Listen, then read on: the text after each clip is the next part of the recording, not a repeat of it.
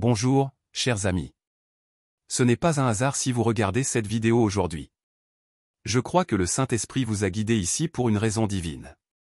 En restant avec moi tout au long de cette vidéo, vous découvrirez si vous êtes vraiment oint par Dieu. Je suis convaincu que l'adversaire ne veut pas que vous entendiez ce message, mais votre décision de cliquer sur cette vidéo montre un grand courage, et je suis vraiment fier de vous. Ce message a le potentiel de transformer votre vie. Avant de plonger, prenons un moment pour inviter la présence de Dieu et nous protéger de toute négativité. Veuillez vous joindre à moi dans une brève prière. Père Céleste, nous venons devant toi au nom de Jésus, recherchant ta protection divine alors que nous nous lançons dans ce voyage de découverte. Élimine toutes les forces obscures et l'anxiété qui pourraient entraver notre compréhension aujourd'hui. Remplis nos cœurs de ta paix et ouvre nos esprits à ta sagesse. Au nom puissant de Jésus, nous prions, Amen. Maintenant, examinons les 5 signes qui suggèrent que tu es oint par Dieu. Ces signes vous aideront à saisir votre chemin spirituel et à discerner comment Dieu travaille dans votre vie. Je crois que ces idées renforceront non seulement votre foi, mais apporteront également de la clarté sur votre objectif divin. Quelle que soit votre position dans ce voyage, rappelez-vous que Dieu a un plan unique pour chacun d'entre nous. Reconnaître son onction dans votre vie est une étape importante vers l'accomplissement de ce plan. Explorons ensemble ces indicateurs divins. Premier signe, vivre une guerre spirituelle. Un signe clé que vous êtes oint par Dieu est de rencontrer une guerre spirituelle. Cela peut être une expérience difficile et déroutante, mais cela signifie que vous êtes sur un chemin tracé par Dieu. La guerre spirituelle implique une lutte profonde dans votre esprit, marquée par des tentations, des doutes et des difficultés qui semblent surgir de nulle part. Cette lutte se produit parce que l'ennemi s'oppose au but que Dieu vous a donné. Pensez à certaines situations personnelles qui pourraient vous toucher. Vous constaterez peut-être qu'en vous rapprochant de Dieu par la prière, l'étude de la Bible ou l'engagement dans l'Église vous êtes soudainement confronté à des défis inattendus. Il peut s'agir de conflits avec des proches, de problèmes financiers ou d'une vague soudaine de doute sur votre foi. Peut-être avez-vous prévu une journée de paix avec Dieu et vous êtes-vous retrouvé confronté à des disputes, à des revers financiers ou à une incertitude écrasante. Ce ne sont pas de simples coïncidences, ce sont des signes de guerre spirituelle. La Bible raconte de nombreuses histoires de personnes qui ont fait face à une guerre spirituelle en raison de leur onction par Dieu. Un exemple notable est celui de Jésus dans le désert. Après son baptême, Jésus a été conduit par le Saint-Esprit dans le désert, où il a jeûné pendant 40 jours et 40 nuits et a été tenté par le diable. Jésus a répondu avec les Écritures, inébranlable dans sa foi. Bien que nous ne puissions pas affronter directement le diable, nous affrontons ses stratagèmes. Éphésiens 6h12 nous rappelle, car nous n'avons pas à lutter contre la chair et le sang, mais contre les dominations, contre les autorités, contre les princes de ce monde de ténèbres, contre les esprits méchants dans les lieux célestes. Ce verset souligne que nos combats sont spirituels, pas seulement physiques ou émotionnels. Je tiens à vous rassurer, vivre une guerre spirituelle est un témoignage de votre force et de la présence de Dieu dans votre vie. Cela indique que vous êtes sur la bonne voie et que vous avez un impact dans le domaine spirituel. Pensez à Job dans l'Ancien Testament, un homme juste qui a dû faire face à de grandes souffrances parce que le diable croyait que Job maudirait Dieu si ses bénédictions lui étaient retirées. Pourtant, Job est resté fidèle et Dieu lui a tout rendu, même plus qu'avant. Comment rester fort pendant la guerre spirituelle? La clé est de rester ancré dans votre foi. La prière régulière et sincère est une défense puissante contre les attaques spirituelles. Elle vous permet de rester connecté à Dieu et de puiser de la force en lui. Philippiens 4h6 nous encourage, ne vous inquiétez de rien, mais en toute chose faites connaître vos besoins à Dieu par des prières et des supplications, avec des actions de grâce. Lorsque vous êtes accablé, tournez-vous vers Dieu dans la prière. Partagez vos fardeaux, exprimez votre gratitude et recherchez sa direction. Ce dialogue continu avec Dieu fortifie votre esprit et vous procure la paix et la force dont vous avez besoin. De plus, plongez-vous dans les Écritures. Tout comme Jésus a utilisé la parole de Dieu pour contrer les tentations du diable, nous pouvons utiliser les Écritures comme notre arme. La Bible est riche de sagesse, de réconfort et de vérité. Consacrez du temps chaque jour à la lire et à la méditer. Mémorisez les versets qui résonnent en vous et déclarez-les dans votre vie en cas d'attaque. Le psaume 119, 105 déclare, « Ta parole est une lampe à mes pieds, une lumière sur mon sentier. » La parole de Dieu illumine notre chemin, nous guidant à travers les moments les plus sombres et nous aidant à rester fidèles à son chemin. Dans cette vidéo, nous nous lançons dans une exploration de plusieurs écritures essentielles conçues pour renforcer votre foi et vous équiper pour les défis de la guerre spirituelle. Je vous invite à voyager avec nous alors que nous plongeons dans ces passages transformateurs, qui vous armeront des outils nécessaires pour rester résilients et fermement ancrés dans la vérité de Dieu. En vous immergeant dans une communauté de croyants solidaires qui peuvent vous élever dans la prière et l'encouragement, vous fortifiez votre capacité à vous accrocher à la foi et à la confiance dans le plan divin pour votre vie. Bien que les batailles spirituelles puissent être épuisantes et que des moments de désespoir puissent survenir, Deutéronome 31, 6 offre une profonde assurance, sois fort et courageux. Ne sois pas effrayé et ne sois pas terrifié à cause d'eux, car l'Éternel, ton Dieu, marche avec toi, il ne te délaissera point et ne t'abandonnera point. Même au milieu des épreuves les plus difficiles, tenez fermement à la croyance que Dieu est avec vous et qu'il orchestre un objectif à travers chaque défi que vous rencontrez. Votre foi agit comme un bouclier contre les attaques de l'adversaire, et votre confiance dans la présence inébranlable de Dieu et ses promesses vous guideront même à travers les luttes les plus redoutables. Chers amis, si vous vous trouvez engagés dans une guerre spirituelle, rappelez-vous que vous n'êtes pas seul. Dieu marche à vos côtés à chaque étape du chemin, et vous possédez une force bien plus grande que vous ne le pensez. Vous êtes oint par Dieu, une vérité à la fois belle et puissante. Continuez d'avancer, restez ancrés dans votre foi et ayez confiance que Dieu a un plan magnifique pour votre vie. En tant que guerrier dans le royaume de Dieu, il est fier de vous, et moi aussi. Continuons ce voyage ensemble et découvrons le prochain signe de l'onction de Dieu dans votre vie. Maintenant, explorons le deuxième signe, un cœur pour les perdus. Je tiens à vous féliciter pour votre engagement à apprendre ces indicateurs cruciaux de l'onction divine. Ce signe suivant est d'une importance significative, et il convient de noter que le diable ne veut peut-être pas que vous l'entendiez, alors prenez un moment pour vous recentrer et trouver la paix, sachant que vous êtes en présence de Dieu. L'un des signes les plus révélateurs de l'onction de Dieu est d'avoir une profonde préoccupation pour ceux qui n'ont pas encore rencontré Jésus. Cela signifie ressentir une profonde compassion pour les personnes qui n'ont pas encore connu le Christ et un désir sincère de partager son amour et son message avec elles.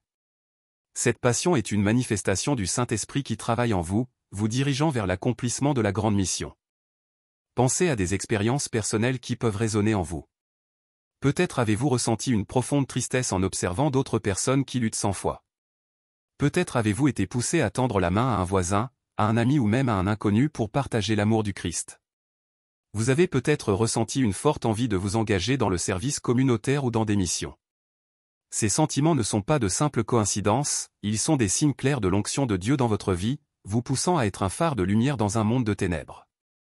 La Bible regorge d'histoires de personnes qui ont fait preuve d'un cœur pour les perdus grâce à leur onction par Dieu. Un exemple frappant est la rencontre entre Jésus et la femme samaritaine au puits, comme le décrit le livre de Jean. Jésus brise intentionnellement les normes culturelles pour rencontrer cette femme, lui offrant l'eau vive de la vie éternelle. Il a reconnu son besoin et l'a approché avec compassion et vérité. Ce récit illustre qu'avoir un cœur pour les perdus implique de percevoir les gens à travers le prisme de Dieu et de se soucier profondément de leur bien-être spirituel. Un autre exemple convaincant est celui de l'apôtre Paul. Après sa conversion dramatique sur la route de Damas, Paul a consacré sa vie à répandre l'Évangile, sans se laisser décourager par de nombreuses épreuves telles que l'emprisonnement, les coups et les naufrages. Son dévouement inébranlable envers les perdus est évident dans Actes 20h24, où il déclare « Mais je ne considère pas ma vie comme quelque chose de précieux, mon seul but est d'achever la course et d'accomplir la tâche que le Seigneur Jésus m'a confiée, celle d'annoncer la bonne nouvelle de la grâce de Dieu. » La vie de Paul incarne ce que signifie avoir un cœur pour les perdus. Si vous vous sentez ému par la situation critique de ceux qui ne connaissent pas encore le Christ, c'est le Saint-Esprit qui agite votre cœur. La parabole de Jésus sur la brebis perdue dans le livre de Luc illustre davantage l'amour profond de Dieu pour les perdus. Dans cette histoire, un berger quitte les 99 brebis pour rechercher celle qui est perdue, se réjouissant de son retour. Cette parabole met en évidence la poursuite incessante de Dieu pour chaque âme perdue et l'immense joie au ciel pour un pécheur qui se repent. Avoir un cœur pour les perdus vous aligne sur la mission de Dieu de rechercher et de sauver ceux qui sont perdus. Aligner votre cœur avec celui de Dieu signifie être prêt à sortir de votre zone de confort pour étendre son amour aux autres. La Bible nous ordonne de nous aimer les uns les autres, et ce commandement enrichit également notre propre vie. Dans 1 Jean 4h19, il est dit « Nous aimons parce qu'il nous a aimés le premier ». Votre amour pour les perdus reflète l'amour de Dieu en vous. Jésus a souligné ce commandement dans Matthieu, nous exhortant à aimer notre prochain comme nous-mêmes. Ce commandement n'est pas simplement une obligation, c'est une façon d'honorer Dieu et de faire l'expérience de la plénitude de son amour dans nos vies. En aimant les autres et en nourrissant un cœur pour les perdus, nous accomplissons le commandement de Dieu et rendons gloire à son nom. Un tel amour répond non seulement aux attentes de Dieu, mais apporte également une joie et une satisfaction profonde dans nos propres vies. Voir quelqu'un venir à la foi grâce à votre témoignage remplit votre cœur de joie et fortifie votre propre foi. Proverbe 11h25 nous assure, l'homme généreux prospérera, celui qui rafraîchit les autres sera rafraîchi. Par des actes d'amour et d'entraide, nous sommes bénis et renouvelés dans notre esprit. Chers amis, si votre cœur aspire au perdu, prenez cela comme un beau signe de l'onction de Dieu dans votre vie. Cela signifie que le Saint-Esprit travaille activement à travers vous pour tendre la main aux autres et faire avancer le royaume de Dieu. Vos efforts ont un impact profond, et Dieu et moi sommes profondément fiers de vous. Continuez à avancer, restez ferme dans votre foi et faites confiance au merveilleux plan que Dieu a conçu pour votre vie. Ensemble, avançons et découvrons le prochain signe de l'onction de Dieu dans votre vie, le troisième signe, la joie trouvée dans les épreuves.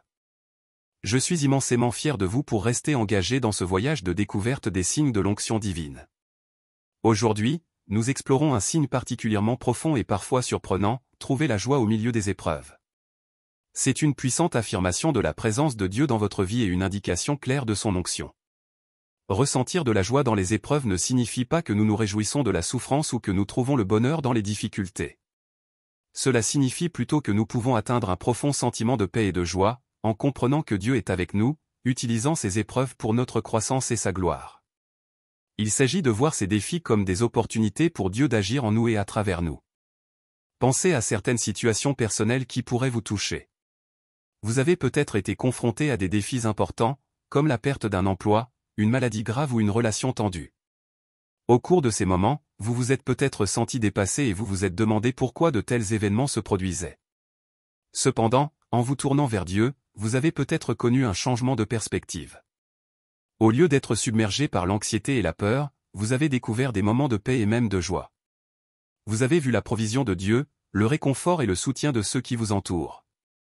Ce sont des signes clairs de l'onction de Dieu, démontrant son œuvre dans votre vie, utilisant ces épreuves pour vous rapprocher de lui. La Bible fournit de nombreux exemples de personnes qui ont trouvé de la joie dans leurs épreuves grâce à leur confiance en Dieu. L'apôtre Paul en est un exemple frappant, malgré l'emprisonnement, les coups et les naufrages, il a conservé sa joie et sa foi. Dans Philippiens, Paul nous encourage à « nous réjouir toujours dans le Seigneur, je le redis, réjouissez-vous ». Sa joie inébranlable au milieu de la souffrance reflète sa profonde confiance en Dieu et sa compréhension que les épreuves faisaient partie d'un plan divin plus vaste. Un autre exemple notable se trouve dans le livre de Jacques, où les croyants sont encouragés à accepter les épreuves avec joie, en reconnaissant que la mise à l'épreuve de leur foi produit la persévérance. Cette perspective, bien que non naturelle, est le résultat de l'œuvre du Saint-Esprit, qui nous aide à voir au-delà des difficultés immédiates et à voir le but plus large que Dieu a pour nous. Si vous vous trouvez capable d'éprouver la paix ou même la joie pendant les moments difficiles, cela signifie que le Saint-Esprit travaille à transformer votre vie. Jésus a également abordé ce sujet dans le livre de Jean, nous rassurant sur la paix malgré les inévitables troubles de ce monde. Il a dit, « Je vous ai dit ces choses afin que vous ayez la paix en moi. Dans ce monde, vous aurez des tribulations. Mais prenez courage, j'ai vaincu le monde. » Trouver de la joie dans les épreuves est également enraciné dans la croyance que nos luttes ne sont pas vaines. Romains nous rappelle que « Dieu fait concourir toutes choses au bien de ceux qu'il aime, de ceux qui sont appelés selon son dessein. » Cette promesse nous encourage à faire confiance à Dieu même lorsque les raisons de nos difficultés ne sont pas claires. Rappelez-vous que ressentir de la joie dans les épreuves ne signifie pas nier votre douleur ou vous sentir heureux en permanence. Il est tout à fait normal de ressentir de la tristesse, de la colère ou de la frustration. Ce qui est important, c'est d'apporter ces sentiments à Dieu et de permettre à sa présence et à ses promesses de les transformer en paix et en joie. L'histoire de Job, qui a enduré d'immenses souffrances tout en restant fidèle, illustre que Dieu est présent dans nos épreuves et peut les utiliser pour approfondir notre foi et révéler sa bonté. Alors, chers amis, si vous trouvez de la joie dans vos épreuves, reconnaissez-la comme un beau signe de l'onction de Dieu dans votre vie. Cela signifie que le Saint-Esprit travaille en vous, remodelant votre perspective et vous guidant pour faire confiance au grand plan de Dieu. Vous êtes plus fort que vous ne le pensez, et Dieu est fier de vous, tout comme moi. Continuez d'avancer, restez ancrés dans votre foi et ayez confiance dans le plan incroyable que Dieu a pour vous. Ensemble, découvrons le prochain signe de l'onction de Dieu dans votre vie, le quatrième signe, posséder une sagesse hors du commun. Poursuivant ce voyage, je suis incroyablement fier de vous. Le quatrième signe que nous allons explorer aujourd'hui est la possession d'une sagesse hors du commun. Cet indicateur profond de l'onction de Dieu reflète une sagesse qui dépasse vos années et votre compréhension. Comme Jacques nous le rappelle, si l'un d'entre vous manque de sagesse, qu'il la demande à Dieu, qui donne à tous simplement et sans reproche, et elle lui sera donnée. Ce verset nous rassure sur le fait que la sagesse est un don divin, généreusement accordé à ceux qui la recherchent, vous guidant souvent, vous et les autres, de manière remarquable. Réfléchissez à des situations qui peuvent vous toucher. Peut-être vous êtes-vous retrouvé dans une situation difficile nécessitant une décision difficile, et malgré la complexité, vous avez ressenti une direction claire. Peut-être avez-vous donné des conseils si judicieux à un proche qu'ils l'ont laissé bouche bée. Ces moments ne sont pas de simples coïncidences, mais des signes de l'onction de Dieu, qui mettent en évidence la sagesse qu'il transmet pour surmonter les défis de la vie. La Bible offre de nombreux exemples d'individus dotés d'une sagesse hors du commun. Un exemple notable est celui du roi Salomon, qui, une fois devenu roi, demanda à Dieu la sagesse pour gouverner son peuple. En réponse, Dieu lui accorda une sagesse exceptionnelle, qui devint célèbre. Une histoire célèbre de la sagesse de Salomon est le jugement de deux femmes qui prétendaient toutes deux être la mère du même bébé. Salomon proposa de diviser le bébé, révélant la véritable mère par sa volonté de renoncer à sa prétention de sauver la vie de l'enfant. La sagesse de Salomon dans la résolution des conflits et dans le gouvernement témoigne de l'onction de Dieu. Ces exemples montrent que posséder une sagesse hors du commun ne consiste pas seulement à prendre des décisions judicieuses, c'est un signe de faveur et de direction divine. En continuant à rechercher et à compter sur la sagesse de Dieu, vous découvrirez qu'elle vous guide de manière profonde, affirmant davantage la présence de son onction dans votre vie. Considérez l'histoire remarquable de Daniel, un personnage dont la sagesse exceptionnelle l'a distingué à la cour de Babylone. Le don unique de Daniel pour interpréter les rêves et les visions, associé à sa profonde compréhension des plans divins, a mis en évidence la sagesse extraordinaire que Dieu lui a accordée. Le livre de Daniel met en évidence ce don divin, à ces 4 jeunes gens, Dieu a donné la connaissance et l'intelligence de toute espèce. La compétence de Daniel dans la compréhension de diverses formes de littérature et d'apprentissage n'était égalée que par sa capacité remarquable à déchiffrer les rêves et les visions. Cette sagesse n'était pas seulement un atout, mais une bouée de sauvetage, non seulement pour préserver la vie de Daniel, mais aussi pour façonner le destin des nations. Si vous vous trouvez en position de donner de sages conseils, de démêler des scénarios complexes ou de prendre des décisions qui semblent au-delà de vos capacités naturelles, c'est probablement un signe que Dieu travaille activement à travers vous. Jésus nous a assuré dans le livre de Luc, « Car je vous donnerai des paroles et une sagesse à laquelle tous vos adversaires ne pourront résister ni contredire » Luc 21h15. Cette promesse souligne que la sagesse est un don divin destiné à nous équiper pour rester inébranlables et pour exprimer la vérité dans n'importe quelle situation. Arrêtons-nous maintenant un instant pour rechercher cette sagesse divine par la prière. Père Céleste, nous venons devant toi au nom de Jésus, cherchant ta direction. Remplis-nous de ta sagesse céleste et dirige nos pensées, nos paroles et nos actions afin que nous puissions t'honorer dans tout ce que nous entreprenons.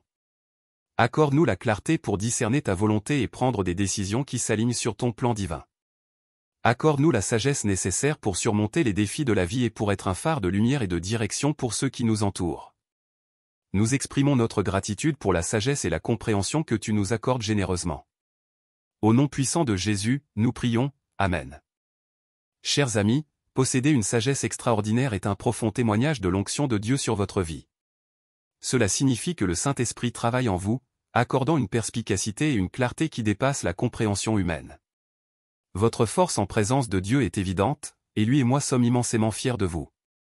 Acceptez ce don divin et utilisez-le pour servir les autres et faire avancer les desseins de Dieu. N'oubliez pas que cette sagesse sert non seulement à votre bien, mais qu'elle a également un impact sur ceux qui vous entourent. Les proverbes nous rappellent, le fruit du juste est un arbre de vie, et celui qui est sage sauve des vies. Votre sagesse a le potentiel d'apporter la vie, l'espoir et une direction à beaucoup.